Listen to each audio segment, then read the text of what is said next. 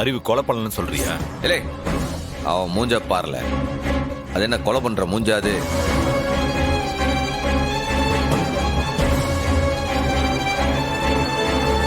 இப்ப நான் என்ன செய்ய? பாரு, 2 பேரோட கோணங்கள் வேறையா இருக்கலாம், ஆனா நம்ம நோக்கம் ஒண்ணுதான். மாலதியோட கொலைக்கு நியாயம் கிடைச்சாகுன. நீ உண்மையிலேயே அவளுடைய அண்ணன், அவன் மேல நீ பாசம் வச்சிருக்கிறது உண்மைண்டா, நீ எல்லாம் உண்மையும் என்கிட்ட சொல்லி ஆகணும். பாரு, நீ ரொம்ப யோசிக்கிற அளவுக்குலாம் எனக்கு டைம் கிடையாது. 3 நாள் தண்டனையில தான் உள்ள வந்திருக்கேன். அதுக்குள்ள இது எல்லாத்தையும் நான் தெரிஞ்சுக்கிட்டு வெளியில போய் ஆகணும். உன்னைய பார்க்கறதுக்கு தான் நான் உள்ள வந்ததே. உன்கிட்ட பேசுறதுக்கு தான் வந்ததே. நான் உன்னையும் சேர்த்து நான் காப்பாத்துவேன். என்கிட்ட எல்லா உண்மையும் சொல்லு. காப்பாத்தலனா அந்த அறிவழகனை நீயே அடிச்சு கொண்டு விடு. அதுல எனக்கு எந்த ஆட்சேபனையும் கிடையாது. யோ, அவன் உன் தங்கச்சி புருஷன் சொன்ன. அவன் இந்த கொலையை பண்ணி இருக்க மாட்டான்னு எனக்கு நம்பிக்கை இருக்கு. உன்னையும் சேர்த்து அவனோட காப்பாத்திடுவேன்ற நம்பிக்கையில தான் அப்படி சொல்லுதேன்.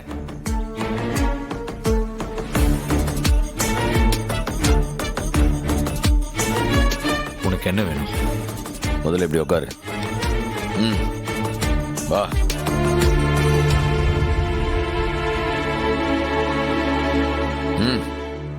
இல்லை,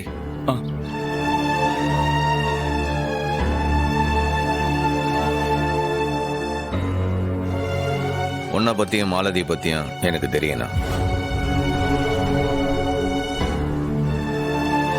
எனக்கு மாலதி ஒரே தங்கச்சி.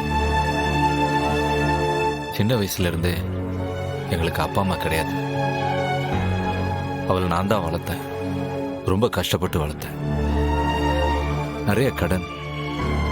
எனக்கும் வேற நல்ல வேலை எதுவும் அமையவே இல்லை.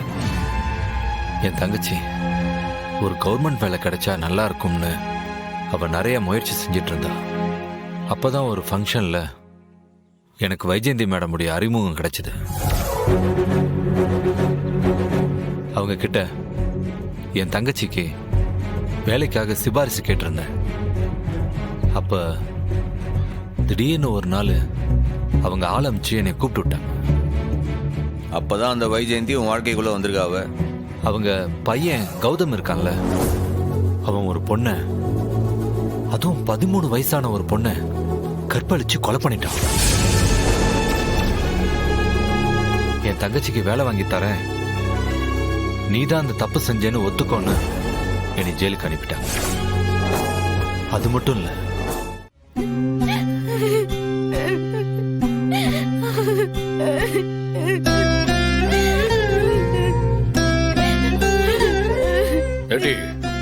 திரும்ப திரும்ப இப்படியே செஞ்சுக்கிட்டு இருந்தா எப்படி?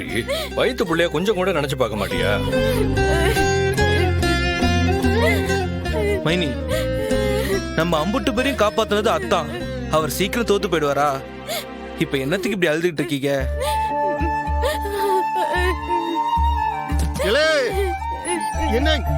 என்னாச்சு? சம்முவன் ஜெயிலுக்கு போனதுக்காக இவ சாப்பிட மாட்டேன்னு சொல்லி அடம் பிடிக்கா. ஐயோ, இப்ப கூப்பிட்டா பரணி கூட வரமாட்டாளே. இப்பன்னு பார்த்து எதுக்கு இந்த உண்ணாவிரதம்?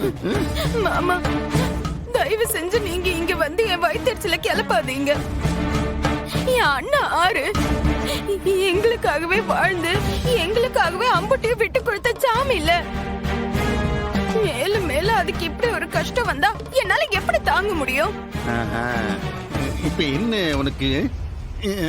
உன் அண்ணனே வெளியில கொண்டு வரணும், அப்படித்தானே? அத நான் பாத்துக்கிட்டேன்.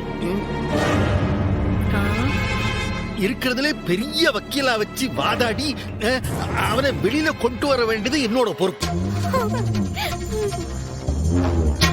இல்ல சவுந்தரம், என்னல என்ன பேச்சுத நீ? உனக்கு ஒரு வேலையே இல்லையா? இப்ப அந்த வெறும் பையில வெளியில எடுக்கிறதா உனக்கு முக்கியமா? அக்கா, நான் காப்பாத்துதேன்னு சொன்னேன், நீ கண்டிஷனை சொல்லலையே. அதுக்குள்ள அவசரப்பட்டேன். கண்டிஷன்? அது என்ன கண்டிஷன்? அந்த வீரா கிட்ட பேசி அவ கழுத்துல தொங்குதே அந்த தாலி, அத உடனடியா கலட்டி கொடுத்துட சொல்லு. அடுத்த நிமிஷமே அம்புட்டு பிரச்சனையை நான் சால்வ் பண்ணிடுவேன். இதான் கண்டிஷன்.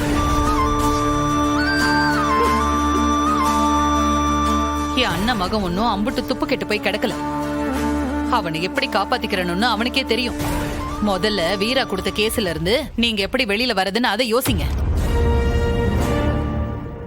எடி அசகே, பாத்தியா, நீ இப்படி அழுதுகிட்டே இருந்தா இதான் நடக்கும். பாரு, அப்பாவுக்கு இப்ப எம்பிட்டு இலக்காரமா போயிட்டோம்னு. உன்னால உங்க அண்ணனையும் இவர் ஏசுதாரு. எங்க அண்ணன் ஒன்னும் உங்க அப்பா நினைக்கிற மாதிரி ஏப்ப சாப்ப இல்ல. சம்முவம் மத்தவங்களெல்லாம் ஜெயிலுக்கு போகல, அவனாத்தான் போயிருக்கான். ஏதோ ஒரு பிளான் இருக்கும். என்ன செய்யறது எப்படி செய்யறதுன்னு சம்முவத்துக்கு தெரியும். நீ எது கண்ணை கசக்கிட்டு இருக்க? சாப்பிடல.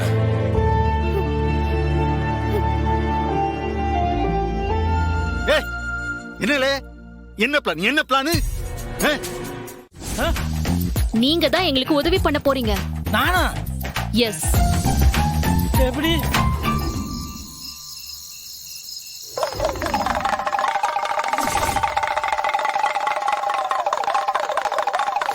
ஜக்கம்மா நல்ல காலம் பிறக்குது, நல்ல காலம் பிறக்குது. ஜக்கம்மா சொல்றா நல்ல காலம் பிறக்குது. எப்படிமா? சூப்பர் மாமா.